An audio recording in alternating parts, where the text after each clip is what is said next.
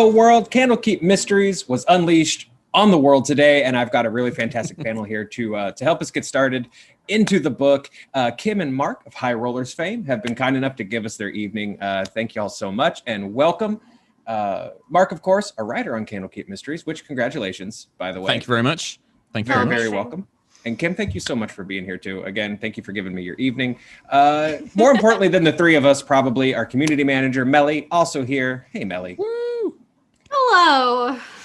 So, hello. I was just really taken aback by that introduction. It's like, hey, we have these really two great people here, one of whom is a writer on this book. More important than that, though. No, you weren't, my friend. Community manager. I was a community manager for 8 years, Mellie. You are the most important person in this call. Trust me. Trust me. 100%. All right. My face is just getting really red, so you're welcome, viewers. You have the power. The Power. And if anyone in chat has anything different to say about it, you get to ban them. So that's the kind of power that you wield. So I wanted to jump into this book a little bit with you guys, because that's the title of this video. And before even getting into the mysteries and the monsters and the adventures we love, something that the book does that I really loved was just giving us a really detailed tour of the what's its and the who's its of Candlekeep. So I wanted to jump into some of those because I love some of these locations in terms of just inspiration for jumping into your own adventures and inspiration for your own table. Are there any locations or just folks in the lore of Candlekeep in this book that jumped out to any of you as favorites? I'm going to throw this to Kim first and foremost, because I know that she just wants to talk about it. She's so excited about it. She loves it. So I'm going to throw it to my good friend, Kim Richards. I'm here to talk about how great the price of beauty is. Shut up, you. No, talk about the thing that you've been asked. No. So personally, I think the first area, and this is probably informed by the last year that we've all had. I shall not name it, but I was immediately drawn to the bath and steam house because I feel like we could all do with a day at the spa, right? We could all do with some steaming and some saunering and some self-care and pampering. So I was actually when I checked on the book today, I was just like, bath steam house. I want to go there. That sounds great. I went for a run today, a 4-mile run. Just no big deal. Yeah. Wow. No big deal. Never done it before, and I won't lie, my legs are killing me right now. So again, I could do with a soak. Nice my house does not have a bath. I could do with a bath. That's probably also informed my decision tonight. It's kind of an odd thing to have within a library as well. Like you would think that a steam house and a bath and a library full of rare books that would probably not do very well in steam. But there's gotta be a spell that lets you take a book into the steam room without worrying about it, right? That'd be amazing. Yeah, so that's my thing. I'm like, I haven't been outside or exercised at all in the last couple days, but I would love to go to a steam room also, just to sit there and read a book and just be really comfortable and not think about stuff for a long time.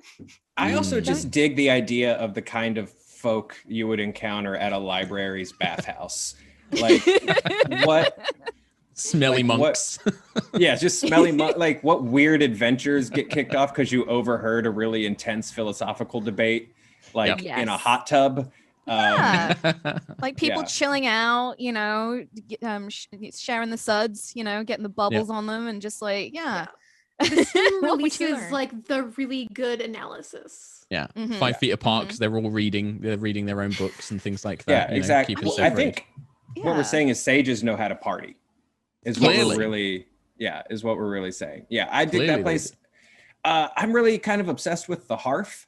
I mean, the tavern is the default go-to, right? In D&D, and there's a lot of pieces of Candlekeep that give me Hogsmeade, Hogwarts vibes, and a fancy tavern that is much bigger on the inside, TARDIS style. Is just, that's a cool place. I love the idea. I mean, it has multiple rooms of requirement for meetings and get-togethers, and again, a bar inside a library. Where I live, there's a Panda Express inside my library. Same thing. Same thing, vibe. right? Yeah, exactly. So you can get spring rolls and a book. Okay. I mean, that sounds pretty good to me. That sounds like a pretty good combo to me. Yeah, sign me up. I just hate to be that librarian though, who's like brushing spring roll crumbs out of the books, like grease stains off the paper and stuff. Yep. Greasy. Everything has to be laminated. Yeah. Can you not bring really an orange expensive, chicken? but like it's where the Panda Express kind of balances up the cost. Well, that's where that spell that you mentioned earlier, Mellie, where you have like the spell to protect the books in the sauna. You have the same one, but it protects it from like food stains and stuff like that, and crumbs and all sorts of other guff that is going to get on them. But I just dig the idea because again, like what weird people are in here. I just like the idea too of how many folks here like are not allowed beyond the main door, right? So, you know, how many folks are just sitting at this bar like, hey, give me this book. Yeah, you want to go and give me this book? Yeah. Can you sneak me? Yes, exactly. Like, can you sneak me in? So I just like. We have this thing in the UK. I don't know if you get the same thing out in the US, but sometimes, you know, in the before times, you would go to like a local corner store or like, you know, a supermarket, and there'll be gangs of kids outside. And when you go up to them, they'll either ask you to buy them cigarettes or alcohol. They'll be like, "Here, mate, can you buy us like a bottle? Can you get us a bottle of vodka or something?" And they'll like give you the cash for it. And I can imagine in Candlekeep, it's the same thing, except it's all these like miserable looking scholars who are like, "Here, mate, can you go in and get us a book on forbidden transmutation rituals?" And it's like, "Oh, sorry, mate, no, I'm just popping in. No, sorry." And then you know, you're making excuses and stuff. I love the idea perfect of that. instant quest hook of people who want to get in, so they want your help, or you know, they want to get in, but they want to get in the real way. So they send you on a quest. Leave Candlekeep, go get another book and come back. I'll pay you so much money. Wink, maybe. Wink, wink, wink, wink. Nudge, nudge. I love it. I also have to give some love to below Candlekeep, because the only thing cooler than a fortress full of knowledge is the basement, right? Yeah, That's no, what I took your answer. I know. You Do you want to take? No, I want to give this back to you. Take it. Joe, we're done. We're done. This interview's over. I'm out. You've stolen my answer. Mark. Come on. Yeah, no, I was literally going to say the same thing, because like the beneath Candlekeep for me, first of all, there's a giant ghost dragon that just lives down there, and it's like, I'm gonna get you. Like, look at him. It's so cool. Genius. Miriam, super, super cool idea. The stat blocks are really good for it as well. Like, it's a really fun, cool, you know, monster to have down there that you just know that a party is gonna, you know, try and truck and get in trouble with, and then that's gonna turn interesting. But also, and this is me being a massive, massive nerd, but beneath Candlekeep as well, the way that I first encountered Candlekeep was playing the first Baldur's Gate game. The first Baldur's Gate PC game was like my introduction to so much of the Forgotten Realms, and you begin in Candlekeep.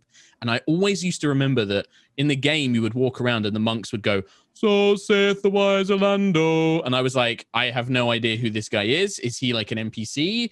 And then, you find out years later that it's like this prophet and there's all this crazy stuff. And in Candlekeep, you have the echoes of Orlando, like this like storage of like these prophecies and gemstones. I just was like, man, that's so cool. There's like a thing that, you know, my first kind of introduction to D&D was this weird, you know, these monks chanting stuff I didn't understand. Now I get it. Now I fully understand it. So cool. But I love this. I love the echoes and then the Chamber of Lost Lore a lot, because I think a lot of feedback I see, and maybe it's real feedback and maybe I've just made it up in my head. I don't know. But a lot of people are kind of like, it's just a lot of standalone adventures and my campaign doesn't really like mess with that. We did a video a few weeks back that was like why you should run mysteries, is specifically these little one-shot mysteries, because bottle episodes are great, man. You know, transition episodes between arcs are great. But I also think that if you want to run a single Candlekeep mystery or two as like seed planting devices, these lost tomes beneath Candlekeep are a great end game for a campaign.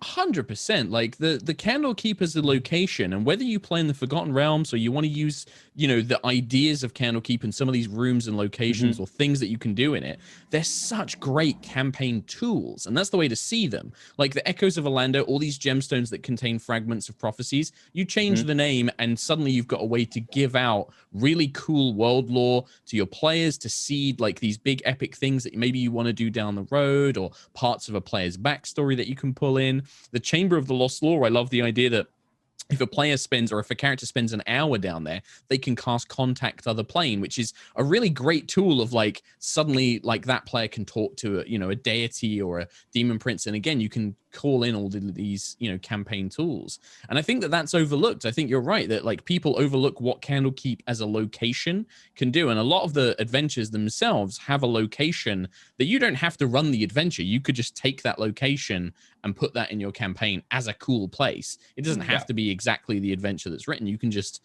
take the idea of it and put it in there 100%. Like, yeah, for sure.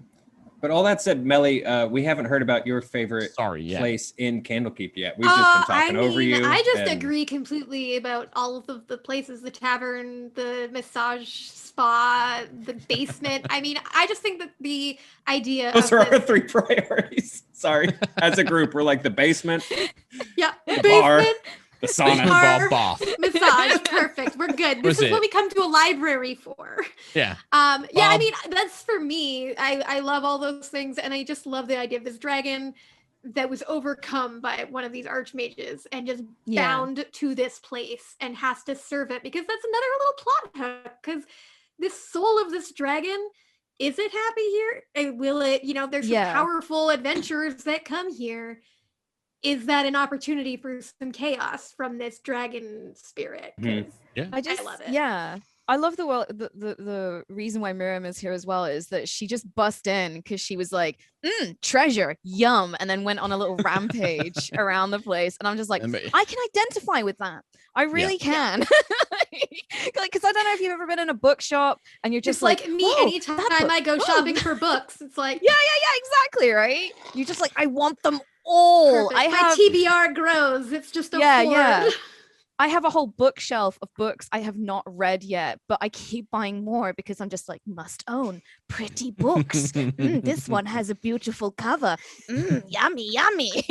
And now you are their spectral guardian now. Yeah, they bound Kim to that bookstore spectrally. Yeah, pretty much. Yeah. That's my life. But yeah, I love the layout stuff at the beginning too, because it also provides a skeleton around. If you want to do a whole campaign around Candlekeep and run all 16 of these things, I think you can. The Fortress of Exaltation, I think, kept very deliberately vague, sort of in the book, because it's a forbidden place. But imagine having to heist, the temple, or the Fortress of Exaltation, and how are we going to do it? We're going to get into their good graces. How are we going to do that? We're going to solve some of these mysteries. Solve some problems and, get invited in, and then we're stealing the gem, or, whatever. I think is super, super fun. I can almost even see like a kind of Candlekeep campaign almost being like a serial TV show, like something like NCIS or something like that, where like you're all playing, these investigative librarians, and you're being presented with these odd cases or these odd books, like, and those become like your week, episodes or whatever. I can see something like that working, where the characters are, designed to be investigators and, problem solvers and that sort of thing, for sure. No, and then definitely you have your NPC book like Ice-T character who's like, you're telling me there's a book and it opens up into another dimension? It's like, yes, Ice-T. And every episode they have to say that. Yeah. Yep. They're surprised every time. Like, there's another book that does this? Exactly. And there'll be a wizard with like a wizard, zoom and enhance on that book's cover. We missed a detail here. Exactly. See, you joke about this. This is the kind of stuff where I'm like, oh god, that actually sounds really good. Maybe if we set that in Eberron as well, you could have like a kind of like Sean, the Great Library of Sean Book Detectives Club. I love it. Yeah, and that's something I like too with this, is that they say, if you don't have to do this in Candlekeep, A, you can do it anywhere, but B, if you're doing it in Wildmat or Eberron or these other places that we've done in 5th edition, here's where you can set it. Yeah. Like, we've given you that tool. Really so good. just there you go. You're in Eberron now, and it's if you're amazing. if you're completely homebrewed, it's so easy to just make up a library 100%. fortress name. Mellie can do 3 right now. Mellie, 3 fake library names. Go. Torch Stay. Love it. Yeah, Light Bulb Forever. Light Bulb Forever, And, one of my favorite places to go. It's very good, right? And Fireplace. That's the name, Fireplace. Fireplace. Oh no, it's a maybe a bad name for a place where you keep all your books, but the imagery. The imagery that it creates. Right? It's actually just renamed by somebody who hates books and is really hoping somebody will just come burn it down. I so love just it. labeled it that way. I love it so much.